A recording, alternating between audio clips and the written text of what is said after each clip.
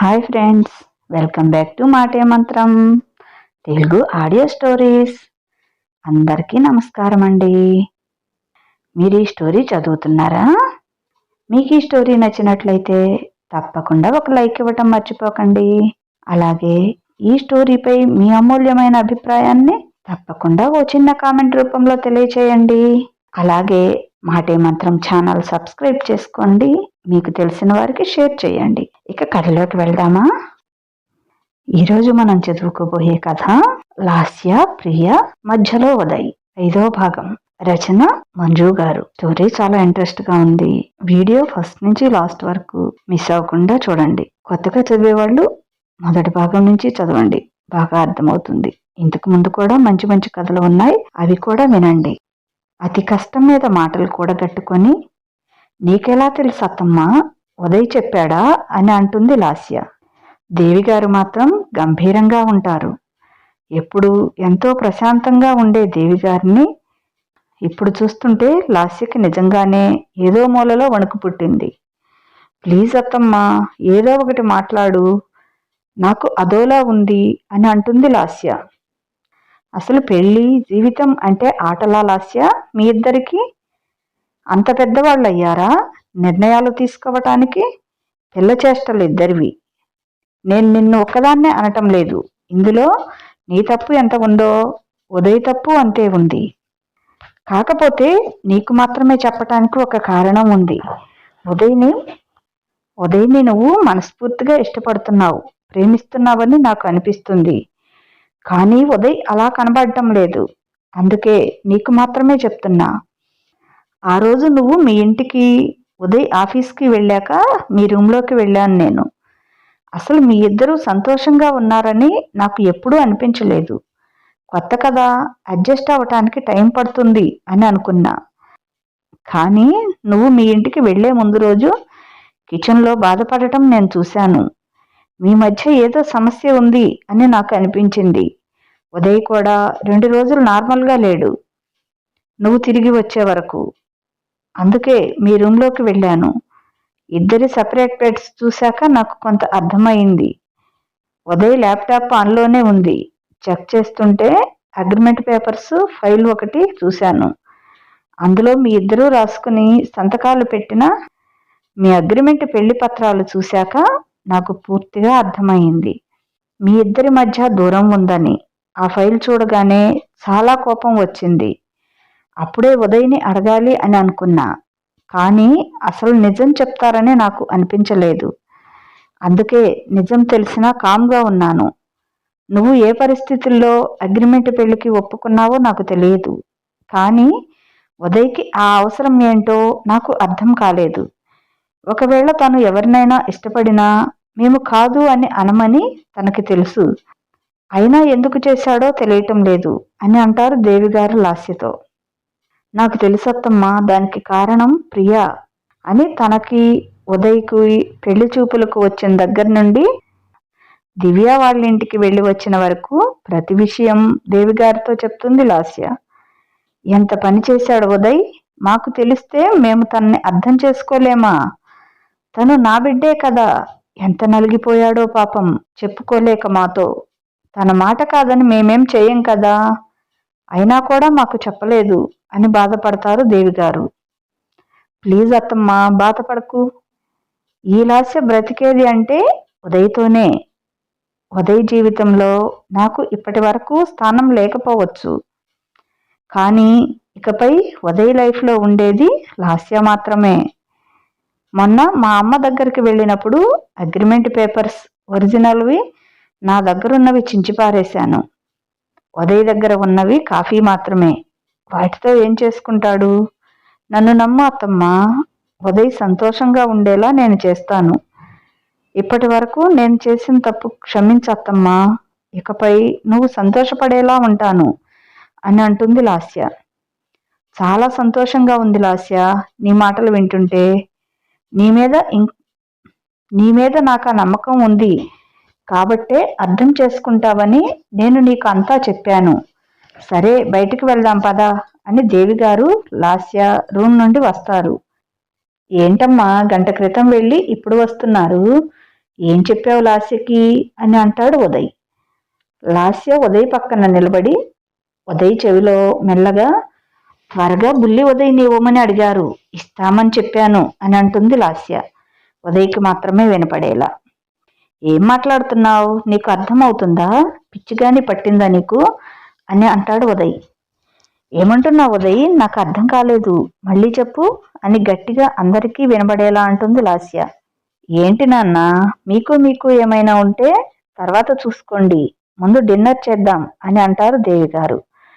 Dinner చేశాక ఇక మేము స్టార్ట్ అవుతాం, ఇప్పటికే లేట్ అయింది, రెస్ట్ తీసుకోండి అని దేవి శ్రీనివాస్ గారు తమ ఇంటికి వెళ్ళిపోయారు. వాళ్ళకి సెండ్ ఆఫ్ ఇచ్చి లోపలికి వస్తారు ఉదయ్, లాస్య. లాస్య, నీకు ఏ బెడ్రూమ్ కావాలో తీసుకో, నీ లగేజ్ అందులో పెట్టుకో అని అంటాడు ఉదయ్. ఓరి దేవుడా, అక్కడ అత్తమ్మ వాళ్ళు ఉన్నారు కనుక ఒకే బెడ్రూమ్లో ఉన్నాం, ఇప్పుడు ఇక్కడ ఎవరూ ఉండరు కదా, ఇప్పుడెలా అని ఆలోచిస్తూ ఉంటుంది లాస్య. అడుగుతుంటే ఏం చెప్పకుండా అలా ఉంటే నాకేం తెలుస్తుంది, సరేలే నేను ఈ బెడ్రూమ్లో ఉంటా, నువ్వు ఆ బెడ్రూమ్లో ఉండు అని లాస్య ఆన్సర్ కోసం ఎదురు చూడకుండా చెప్తాడు ఉదయ్. సైలెంట్గా లాస్య తనకి సంబంధించినవన్నీ ఒక బెడ్రూమ్లోకి తీసుకెళ్ళింది. ఏం చెయ్యాలి అని అనుకుంటూ ముందు ఫ్రెష్ అవుదాం అని అనుకొని వాష్రూమ్లోకి వెళ్ళింది లాస్య. ఉదయ్ కూడా ఫ్రెష్ అయ్యి అప్పుడే వచ్చి ల్యాప్టాప్ ముందర తన వర్క్ ఏదో చూసుకుందాం అని కూర్చుంటాడు. దేవి గారు కాల్ చేస్తారు ఉదయ్కి, ఇంటికి వెళ్ళామని, కొంచెం కేర్ తీసుకో లాస్య విషయంలో, ఎప్పుడు నీ వర్క్ అని అనుకోకుండా అని, నిన్నటిదాకా నేను ఉన్నాను కనుక నాతో టైం స్పెండ్ చేసేది, ఇప్పుడు నువ్వు మాత్రమే ఉన్నావు, తన మనసు బాధ పెట్టకుండా చూసుకోనాన్నా అని చెప్తారు దేవి గారు. అలానే అమ్మా అని అంటాడు ఉదయ్. ఏం చేస్తుందో లాస్య అని లాస్య రూమ్లోకి వెళ్ళాడు ఉదయ్. అప్పుడే లాస్య స్నానం చేసి టవల్ చుట్టుకొని వచ్చింది.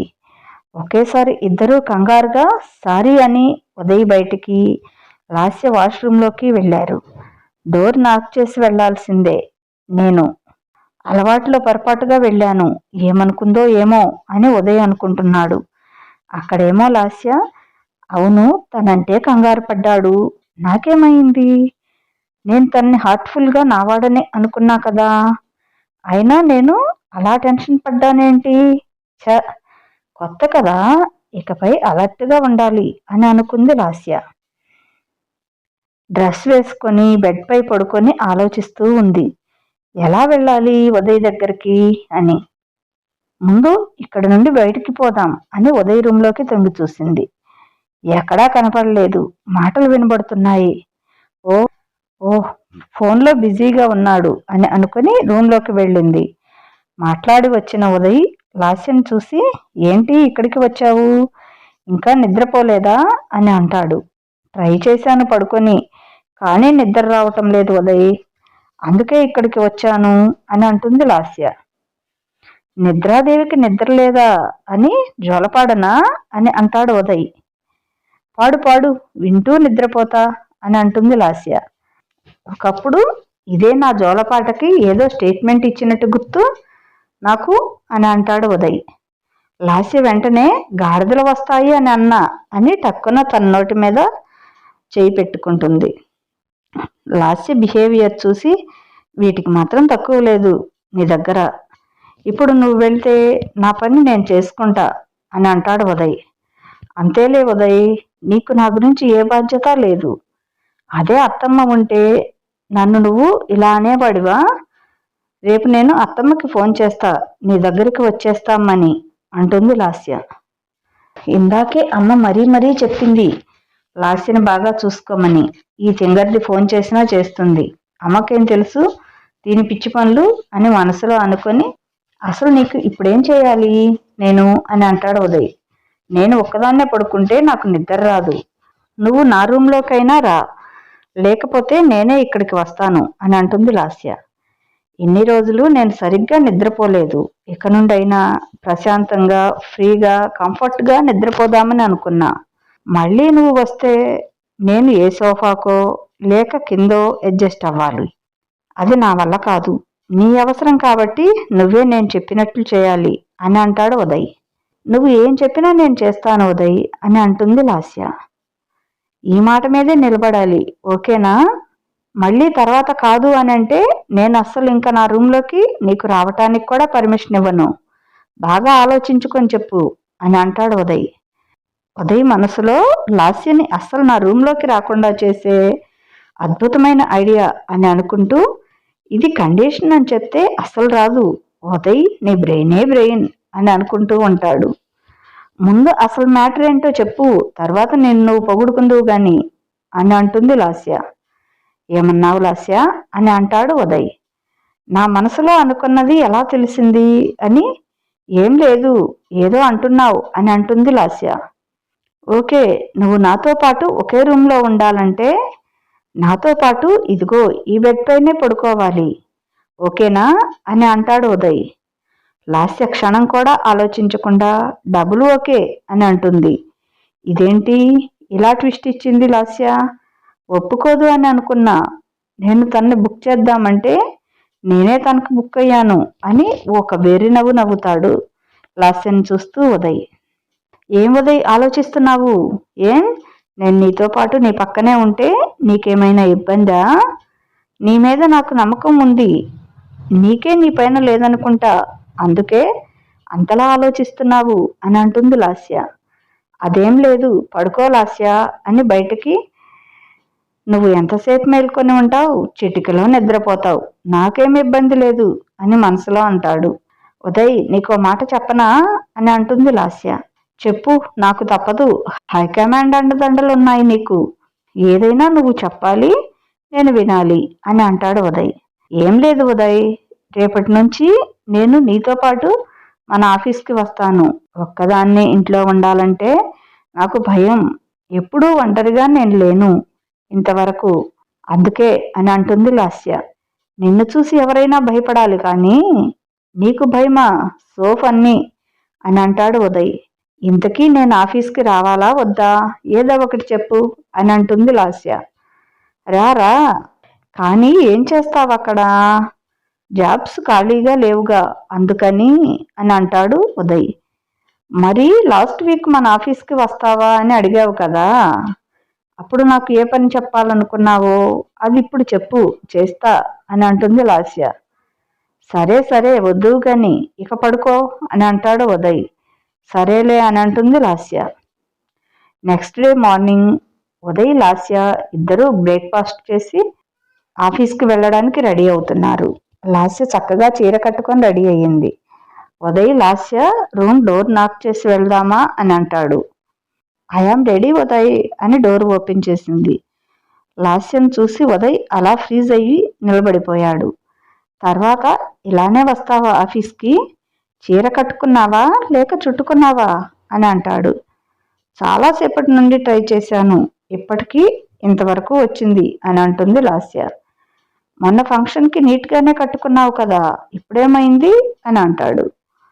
ఉదయ్, ఆ రోజు అమ్మ కట్టించింది, నాకు సరిగ్గా రాదు అని అంటుంది లాస్య.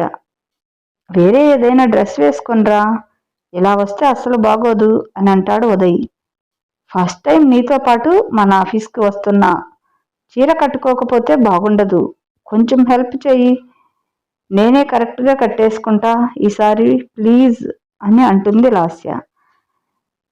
ఇప్పుడా? నెవర్ అని ఉదయ్ అంటే, అంతేలే ఉదయ్, అత్తమ్మ ఇప్పుడు ఇక్కడ ఉంటే నాకు చాలా హెల్ప్ అయ్యేది, అసలు నన్ను ఎంత బాగా చూసుకుంటుంది అని అంటుంది లాస్య. ఆపమ్మ తల్లి, చేస్తాను, ఏమైనా అంటే చాలు, అంతేలే ఉదయ్ అని స్టార్ట్ చేసి మా అమ్మ దగ్గర ఎండ్ చేస్తావు, పదా లోపలికి అని అంటాడు. ఉదయ్, అలా రా దారికి, నాకు ఈ చీర కట్టుకోవటం బాగా వచ్చు, అత్తమ్మ నేర్పించింది, నిన్ను నా దారిలోకి తెచ్చుకునే ఏ ఛాన్సు నేను వదలను కదా అని మనసులోనే అనుకుంటుంది లాస్య. ఉదయ్, చెప్పు, ఏం హెల్ప్ చేయాలి అని అంటాడు. 1 minute అని చీర మొత్తం విప్పేసింది లాస్య. ఏం చేస్తున్నావే తింగరి అని అంటాడు ఉదయ్. నేనేం చేస్తున్నా ఉదయ్, సరిగా కట్టుకోవాలని ముందు కట్టిన దాన్ని తీస్తున్నా, అంతే కదా అని అంటుంది లాస్య. అని చీర కొంచెం కొంచెంగా చుట్టుకొని మిగిలింది ఉదయ్ చేతికిచ్చి పట్టుకో అని మెల్లగా పమిట వేసుకొని బ్లౌజ్కి చీరకి పిన్ పెట్టుకోవాలని ఉదయ్ చేతికిచ్చి పెట్టు అని అంటుంది. ఉదయ్ తీసుకొని కర్మరా నాయనా అని మనసులో అనుకుంటూ పెడతాడు. ఉదయ్ చేతి వేళ్ల స్పర్శ తన వీపు భాగానికి తగులుతుంటే లాస్య హ్యాపీగా ఎంజాయ్ చేస్తుంది. తర్వాత చీర కుచ్చిళ్ళు పెట్టుకోవాలి అని లాస్య గజిబిజిగా పెడుతుంటే ఉదయ్ సడన్గా లాస్యని ఎత్తుకొని బెడ్ పై నిలబెడతాడు. ఏంటి ఆ కుచ్చిళ్ళు అలానా అని తనే ఫాస్ట్గా పెట్టేసి లాస్య ఉదర భాగానికి తెచ్చి సెట్ చేస్తాడు. బొమ్మలా నిలబడిపోయింది లాస్య ఉదయ్ టచ్కి. ఈ లోకంలోకి ఇప్పుడే వచ్చేలా లేదు. ఇదిగో అయిపోయింది. ఇలా రోజు నేను చేయాలంటే కుదరదు. వస్తే చీర నువ్వే కట్టుకో, లేకపోతే డ్రెస్ వేసుకునిరా అని బయటకు వెళ్ళిపోతాడు. ఉదయ్ స్పర్శ అనుభూతి నుండి బయటకు రాలేకపోయింది చాలాసేపు. ఉదయ్ వస్తున్నావా అని అంటే స్పృహలోకి వచ్చి ఆ అని అంటుంది లాస్య. ఇద్దరూ కలిసి ఆఫీస్కి వెళ్తారు. ఫస్ట్ టైం ఉదయ్తో పాటు లాస్య రావటంతో స్టాఫ్ అందరూ విష్ చేస్తూ బొకే ఇచ్చి వెల్కమ్ చెప్తారు లాస్యకి. లాస్యని అందరికీ పరిచయం చేస్తాడు ఉదయ్. తర్వాత ఉదయ్ క్యాబిన్లోకి తీసుకెళ్తాడు లాస్యని. మేనేజర్ని పిలిచి లాస్య మేడం ఇక నుండి ఆఫీస్కి రెగ్యులర్గా వస్తారు. రేపటికంతా మేడంకి క్యాబిన్ అరేంజ్ చేయండి. రేపటికంతా మేడంకి క్యాబిన్ అరేంజ్ చేయమని చెప్తాడు ఉదయ్. ఓకే సార్ అని చెప్పి వెళ్ళిపోతాడు మేనేజర్. బాగుంది ఉదయ్ నీ క్యాబిన్, అయినా నాకు సపరేట్ క్యాబిన్ ఎందుకు, ఇక్కడే నీతో పాటు వర్క్ చేస్తా అని అంటుంది లాస్య. అంటూ క్యాబిన్ మొత్తం చూద్దామని తిరుగుతూ చూస్తుంది. లోపల ఇంకో సపరేట్ రూమ్ చూసి ఏంటి ఇక్కడ కూడా ఏంటి ఇక్కడ బెడ్ కూడా ఉందా అని అడుగుతుంది. హా లాస్య, లేట్ అవర్స్ వర్క్ చేసేటప్పుడు కొంచెం రిలాక్స్ అవ్వడానికి నాన్నగారు ఏర్పాటు చేశారు ప్రైవేట్ రూమ్. అక్కడికి నేను నాన్నగారు తప్ప ఎవరూ వెళ్ళరు అని అంటాడు ఉదయ్. అంతలోనే మే ఐ కమిన్ సార్ అని వాయిస్ వినపడి అటువైపు చూస్తుంది లాస్య.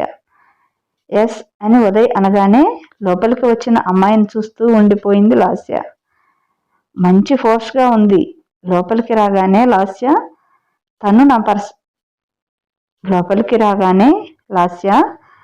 నా పర్సనల్ సెక్రటరీ, పేరు నిషా అని. నిషా, తను లాస్య నా వైఫ్ అని అంటాడు ఉదయ్. ఓకే సార్, మీ మ్యారేజ్కి నేను అటెండ్ కాలేకపోయాను. అందరూ అంటుంటే విన్నా మీ మెసేజ్ చాలా బ్యూటిఫుల్గా ఉంది అని. బట్ దే ఆర్ రాంగ్ అని అంటుంది నిషా. ఉదయ్ లాస్య ఇద్దరు వాట్ అని అంటారు ఒకేసారి. యు ఆర్ నాట్ బ్యూటిఫుల్, అంతకు మించి అని అంటుంది నిషా. ఓహ్ థ్యాంక్స్ అంటుంది లాస్య. ఓకే నిషా, టుడే షెడ్యూల్ ప్రకారం అన్నీ కంప్లీట్ అవ్వాలి. మీటింగ్ స్టార్ట్ అవ్వగానే పిలు. నౌ యూ కెన్ గో అని అంటాడు ఉదయ్. నిషా వెళ్ళిపోతుంది. లాస్య మాత్రం నిషానే చూస్తూ ఉంటుంది. లాస్య ఉదయ్ని ఉద్దేశించి నిషాకి కొంచెం బట్టలు కొనివ్వచ్చు కదా ఉదయ్, అసలు నీకు నీ పిఏ అంటే కొంచెమైనా జాలి లేదు. కొంచెం శాలరీ హైక్ చేయి, పాపం బట్టలు కూడా కొనుక్కోలేకపోతున్నట్టుంది అని నిషా వేసుకున్న పొట్టి పొట్టి డ్రెస్ని చూసి అంటుంది లాస్య. ఉదయ్ లాస్య అన్న మాటలకు పక్కున నవ్వుతాడు. ఓ నవ్యావా, ఇందాకటి నుండి ఆ సీరియస్ ఫేస్ చూడలేక చూస్తున్నా అని అంటుంది లాస్య. చూడకపోయినా పర్లేదు కానీ సావు గురించి ఇంకోసారి అనకు లాస్య అని అంటాడు ఉదయ్. అంతలోనే మీటింగ్కి అంతా రెడీ అని నిషా కాల్ చేసింది. ఓకే కమింగ్ అని మీటింగ్కి వెళ్ళబోతూ నువ్వు వస్తావా లేకపోతే ఇక్కడే ఉంటావా అని అడుగుతాడు ఉదయ్. యు క్యారీ ఆన్, నేను ఇక్కడే ఉంటా అని అంటుంది లాస్య. ఓకే అని ఉదయ్ మీటింగ్కి వెళ్ళిపోతాడు. తర్వాత లాస్య ఉదయ్ రూమ్లో ఉన్న ఫైల్స్ అన్నీ చూస్తూ టైం పాస్ చేస్తుంది ఆ రోజుకి. ఈవినింగ్ ఇంటికి రాగానే మంచి స్ట్రాంగ్ కాఫీ చేసుకుని వస్తుంది ఉదయ్ దగ్గరికి లాస్య. నైస్ కాఫీ అని అంటాడు ఉదయ్. లాస్య ఇంకొన్ని రోజులు వర్క్ చేస్తే ఒక టెండర్కి సంబంధించిన వర్క్ కంప్లీట్ అవుతుంది. నిజం చెప్పాలంటే నేను ఆ టెండర్ని ప్రెస్టీజియస్గా తీసుకున్నాను. పెద్ద పెద్ద కంపెనీస్ పోటీలో ఉన్నాయి అని అంటాడు ఉదయ్. నీకే వస్తుందిలే అని అంటుంది సింపుల్గా లాస్య. నెక్స్ట్ డే నుండి లాస్య, ఉదయ్ ఇద్దరూ ఆఫీస్కి వెళ్ళడం, ఉదయ్ వర్క్లో లాస్య హెల్ప్ చేయడం జరుగుతూ ఉంటుంది. ఆల్మోస్ట్ వర్క్ ఎండింగ్కి వస్తుంది. రోజులు ఫాస్ట్గా అయిపోతున్నాయి. వాటితో పోటీగా లాస్య, ఉదయ్ల మధ్య మంచి బాండ్ ఏర్పడింది. ఇద్దరూ కలిసి వర్క్ చేసుకోవడం, ఇంటికి రాగానే లాస్య పనుల్లో ఉదయ్ హెల్ప్ చేయడం. ఇలా ఆ రోజు ఆఫీస్ నుండి రాగానే, రేపు హాలిడే తీసుకుందాం ఉదయ్, ఎలాగూ మన వర్క్ ఫైనల్ అయిపోయింది, జస్ట్ కొంచెం రిలాక్స్ అవుదాం, ఎల్లుండి నుండి ఇంకా ఏదైనా పెండింగ్ ఉంటే చెక్ చేసి చేద్దాం అని అంటుంది లాస్య. ఓకే చెప్పు, ఎక్కడికి వెళ్దాం అని అంటాడు ఉదయ్. ఎక్కడికి వద్దు, ఇంట్లోనే ఉందాం అని అంటుంది లాస్య. నీ ఇష్టం అని అంటాడు ఉదయ్. దేవి గారు ఫోన్ చేస్తే లాస్య ఫస్ట్ మాట్లాడి తర్వాత ఉదయ్కి ఇస్తుంది. ఉదయ్ మాట్లాడుతూ ఉంటాడు. లాస్య కిచెన్లోకి వెళ్ళి కాఫీ తీసుకుని వస్తుంది రూమ్లోకి.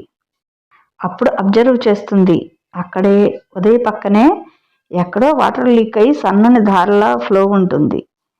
ఉదయ్ చూడలేదు. అటూ ఇటూ తిరుగుతూ మాట్లాడుతున్నాడు. ఎక్కడ ఉదయ్ స్లిప్ అయి పడిపోతాడో అని లాస్య కాఫీ ట్రే పక్కన పెట్టేసి అక్కడ చూడు పడతావు అని ఉదయ్ వైపు చూస్తూ ఉంటుంది. ఉదయ్ వైపు వస్తూ ఉంటుంది. అక్కడ చూడు పడతావు అని ఉదయ్ వైపు వస్తూ ఉంటుంది. అప్పుడే కాల్ కట్ చేసి లాస్య వైపు ఏం చెప్తుంది అని అనుకుంటూ వాటర్పై కాల్ పెడతాడు. వెంటనే స్లిప్ అయి పడిపోతుంటే లాస్య పట్టుకోవాలని చూసింది. కానీ బ్యాలెన్స్ చేయలేక పక్కనే ఉన్న బెడ్పై పడింది. ఉదయ్ లాస్యపై పడిపోయాడు. ఒక్క క్షణం ఇద్దరి మధ్య గాలి కూడా దూరలేని దగ్గరతనం. ఇద్దరి మధ్య మాటలు లేవు. ఏం జరిగింది అని అర్థమయ్యేలోపు లాస్య ఉదయ్ పెదవులు అందుకొని గాఢంగా ముద్దు పెట్టింది. కానీ లాస్య కళ్ళ వెంట నీళ్లు వచ్చేశాయి. ఐ లవ్ యూ ఉదయ్, నువ్వు లేకుండా నేను బ్రతకలేను, నువ్వు నాకు ఎక్కడ దూరం అయిపోతావో అనే ఆలోచనే నేను భరించలేకపోతున్నాను, నీతో ప్రేమలో పిచ్చిదాన్ని అయిపోయాను అని అంటుంది లాస్య. ఉదయ్ లాస్యపై నుండి పైకి లేచి, నీకు నా ప్రేమ గురించి తెలిసి నువ్వు ఇలా చేయటం బాలేదు లాస్య. మనం మన ఒప్పందం ప్రకారం 1 year తర్వాత డైవోర్స్ తీసుకోవాలి కదా, కానీ నువ్వు ఇలా చేస్తే నేనేం చేయలేను. అయినా నువ్వు ఇంత దూరం వచ్చావంటే అందులో నా తప్పు కూడా ఉందేమో. నేను నీకు నాపై ప్రేమ కలిగేలా బిహేవ్ చేశానేమో ఎప్పుడైనా. అది తెలిసి చేసినా తెలియక చేసినా అందులో నా తప్పు కూడా ఉంది. కనుక ఈరోజు ఇలా నేను నా ప్రియకి అన్యాయం చేయలేను. నా ప్రాణం ఉన్నంత వరకు నా జీవితంలో ప్రియకి మాత్రమే స్థానం ఉంది. సారీ లాస్య అని అంటాడు ఉదయ్. నీ కళ్ళ ముందు లేని ప్రియ గురించి నీకు అంత ప్రేమ ఉంటే నిన్నే చూస్తూ నీతో ఉంటూ నీ మీదే నా ప్రాణాలు పెట్టుకున్నా నేనేం కావాలి ఉదయ్ అని అంటుంది లాస్య.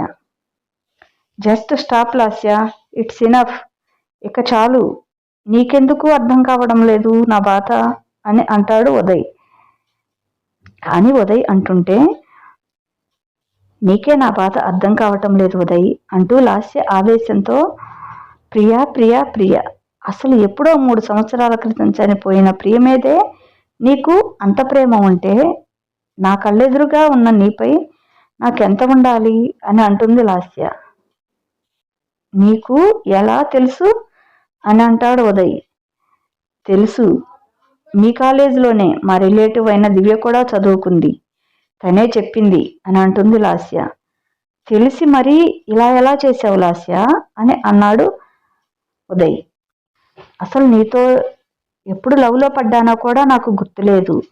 నేను ఎంతగా నిన్ను విసిగించినా, రఫ్గా మాట్లాడినా నువ్వు నాతో ఎప్పుడూ నవ్వుతూ మాట్లాడేవాడివి. నా మనసు ఎంతో సంతోషపడేది నువ్వు పక్కనుంటే. అది నేను గుర్తించటానికి కొంత టైం పట్టింది. మన పెళ్లి జరిగిన రోజు నీకు ఎలా ఉందో నాకు తెలియదు, కానీ నేను మాత్రం మనసా వాచా నిన్ను నా భర్తగా స్వీకరించాను. మన ఫస్ట్ నైట్ రోజు నీకు నేను మనస్ఫూర్తిగా చెప్పాను ఐ లవ్ యూ అని. నీకే అర్థం కాలేదు అప్పటికి.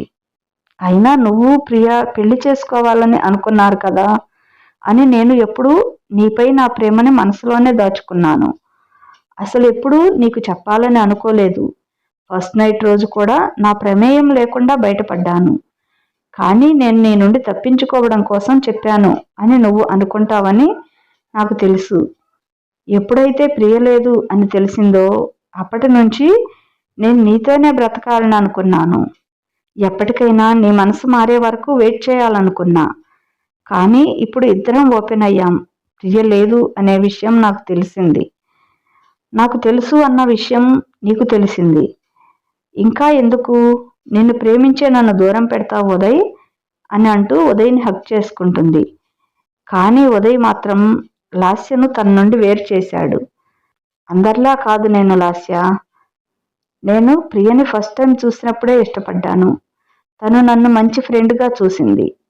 తనకి నాకు మధ్య ఫస్ట్లో నా మీద తనకి ప్రేమ లేకపోయినా తర్వాత నా మనసు అర్థం చేసుకుంది. నా ప్రేమని తనకు చెప్పాను. తను నన్ను ప్రేమించింది. మా ఇంట్లో విషయం చెప్పాలనుకున్నా. కానీ ఇంటికి ప్రియని కూడా తీసుకెళ్ళి అమ్మా నాన్నకి చూపించి మా ప్రేమ విషయం వాళ్ళకి చెప్పి వాళ్ళ అంగీకారంతోనే పెళ్లి చేసుకోవాలనుకున్నాం. కానీ ప్రియ వాళ్ళ ఇంట్లో వాళ్ళ నాన్నదే ఫైనల్ మాట. ఏదైనా విషయం ఆయనకు నచ్చకపోతే ఇక ఎవరు ఆయన మాట మీరి ఏం చేయలేరు. మూర్ఖంగా తను ఏ నిర్ణయం తీసుకున్నా అది అందరూ పాటించాల్సిందే. ఒకరోజు నేను ప్రియ బయట కలిసినప్పుడు వాళ్ళ నాన్నగారు అతని ఫ్రెండ్ ఇద్దరూ చూశారు మమ్మల్ని. తన ఫ్రెండ్ ముందు తన కూతురు అలా ఎవరితోనో తిరుగుతుందని తెలిసి తన ఫ్రెండ్ ముందర ఆయన పరువు పోయిందని ప్రియకి అప్పటికప్పుడు వేరే వాళ్ళతో పెళ్లి నిశ్చయం చేశాడు. నేను వెళ్ళి ఎంతో నచ్చ చెప్పాలని ట్రై చేశాను. కానీ అసలు నా మాట కూడా వినలేదు. అందుకే ఫస్ట్ ఎవరికీ తెలియకుండా ప్రియా నేను గుడిలో పెళ్లి చేసుకోవాలని అనుకున్నాం. ప్రియా వాళ్ళింట్లో వాళ్ళతో పని లేదు. మా అమ్మ నాన్న నిన్ను తన బిడ్డలా చూసుకుంటారు. నీకు తల్లిదండ్రులు దూరంగా ఉన్నారని అస్సలు అనిపించదు. నీకోసం ఒక మంచి కుటుంబం ఉంది అని నేను తనకి చెప్పాను. పెళ్లి చేసుకుని మా ఇంటికి వెళ్ళాలని అనుకున్నాం. నేను గుడిలో తన కోసం వెయిట్ చేస్తున్నాను. ప్రియ వాళ్ళ అమ్మగారి సహాయంతో ఇంటి నుండి తప్పించుకొని వస్తుంటే యాక్సిడెంట్ జరిగింది. నాకు ఎవరో ఫోన్ చేశారు. లాస్ట్ కాల్ నాదే ఉంది తన ఫోన్లో. హాస్పిటల్లో అడ్మిట్ చేశారు ప్రియని. నేను వెళ్ళేసరికి చావు బతుకుల మధ్య ఉంది నా ప్రియ. అలాంటి పరిస్థితిలో కూడా తను నా సంతోషం కోరుకుంది. ఉదయ్ నాకు ఒక మాట ఇవ్వు. ఉదయ్ నాకు ఒక మాట ఇవ్వు. నువ్వు పెళ్లి చేసుకో, కొత్త లైఫ్ స్టార్ట్ చేయి. ఈ జన్మకి నీకు తోడుగా ఉండలేక వెళ్ళిపోతున్నాను. ఐ లవ్ యూ ఉదయ్ అని మాటలు కూడదీసుకొని చెప్పి నా చేతుల్లోనే నన్ను ఒంటరి వాడిని చేసి వెళ్ళిపోయింది. పిచ్చివాడినయ్యాను నేను నా ప్రియలేఖ. అసలు ఎన్నాళ్ళు పట్టిందో నాకే తెలియదు నార్మల్ కావడానికి. నిద్ర పట్టదు, తినాలనిపించదు. మెలకువగా ఉన్నప్పుడు ప్రియ చివరి క్షణాలు, నిద్రపోతే ప్రియ ఆలోచనలు, ఊహలు నన్ను ఉక్కిరి బిక్కిరి చేసేవి. అసలు అమ్మా నాన్నలకి డౌట్ రాకుండా బిజీ ప్రాజెక్ట్ వర్క్ అని వారానికి ఒకసారి నేను కాస్త స్థిమితంగా ఉన్నప్పుడు ఫోన్ చేసేవాడిని.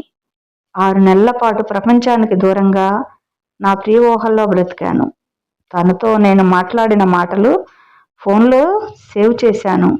మా మధుర జ్ఞాపకాలు లైఫ్ లాంగ్ ఉండాలని ఒకప్పుడు. అప్పుడు నేను చేసిన ఒక మంచి పని అదే. ఆ మాటలే నాకు మిగులుతాయి అని నాకు అప్పుడు తెలియదు. వాటినే రోజు ఒకే టైంలో తన నెంబర్ నుండి నాకు కాల్ వచ్చేలా సెట్ చేయించుకున్నాను.